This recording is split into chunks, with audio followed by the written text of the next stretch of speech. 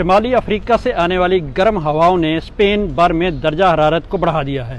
بالخصوص جنوبی اسپین یعنی اندلس کے کچھ علاقوں کا درجہ حرارت افریقہ کے زیادہ نزدیک ہونے کی وجہ سے 47 ڈگری سینٹی گریڈ تک جا پہنچا ہے۔ موسمیات کے مطابق دریا گوادالکبیر کے کنارے پر آباد تمام شہروں کا درجہ حرارت 40 ڈگری سینٹی گریڈ سے اوپر ہی رہے گا۔ مغربی اسپین میں اگلے 2 دنوں میں خاص طور پر رات کے وقت سب سے زیادہ درجہ حرارت ریکارڈ کیا جائے گا۔ ساحلی علاقوں میں بعض مقامات پر ریت کے طوفان کے بھی الرٹ جاری کیے گئے ہیں۔ لوگوں کو گرمی کی چھٹیاں دے دی گئی ہیں اور لوگ چھٹیاں گزارنے کے لیے ان گرم علاقوں سے نکل کر ساحلی شہروں کا رخ کر رہے ہیں تاکہ سمندر کے ٹھنڈے پانی سے گرمی کی شدت کو کم کیا جائے۔ اس کے علاوہ اگر بات کریں شمالی علاقوں کی تو اسپین کے شمالی علاقوں میں درجہ حرارت قدرے بہتر رہے گا۔ مجموعی طور پر اس ہفتے کے اختتام پر درجہ حرارت میں کمی آنے کا امکان ہے۔